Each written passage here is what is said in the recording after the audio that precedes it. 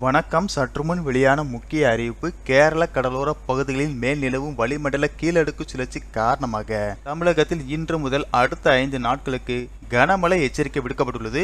மேலும் நவம்பர் மாதம் 29ஆம் தேதி எந்தெந்த மாவட்டங்களுக்கு கனமழை எச்சரிக்கை விடுக்கப்பட்டுள்ளது என்பதை பற்றியும், எந்தெந்த மாவட்டங்களுக்கு பள்ளி கல்லூரிகளுக்கு விடுமுறை அறிவிக்கப்பட்டுள்ளது என்பதை பற்றி விரிவாக தெரிஞ்சுக்க விடும்னா இந்த வீடியோவை கடைசி வரைக்கும் ஸ்கிப் பண்ணாம பாருங்க.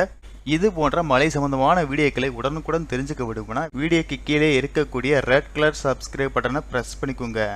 கேரளா கடலோர பகுதிகளில் மேல் நிலவும் வளிமண்டல கீழடுக்கு சுழற்சி காரணமாக வட தமிழகம், புதுச்சேரி, காரைக்கால் பகுதிகளில் ஓரிரு இடங்களில் அடுத்த 5 நாட்களுக்கு மிதமான மழைக்கு வாய்ப்புள்ளதாக சென்னை வானிலை ஆய்வு மையம் தெரிவித்துள்ளது.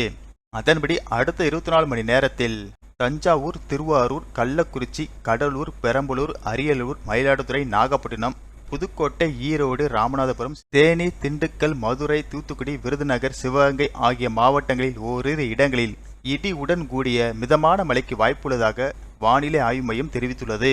நவம்பர் மாதம் 29ஆம் தேதி முதல் 1/12/2022 வரை தமிழ்நாடு, புதுவை மற்றும் காரைக்கால் பகுதிகளில் ஓரிரு இடங்களில் லேசானது முதல் மிதமான மழை பெய்யக்கூடும். சென்னையை பொறுத்தவரை அடுத்த 24 மணி நேரத்திற்கு வானம் ஓரளவு மேகமூட்டத்துடன் காணப்படும். காலை நேரங்களில் ஒரு சில இடங்களில் லேசான பனிமூட்டம் காணப்படும். மேலும் ஒரு சில பகுதிகளில் லேசானது முதல் மிதமான மழை பெய்யக்கூடும்.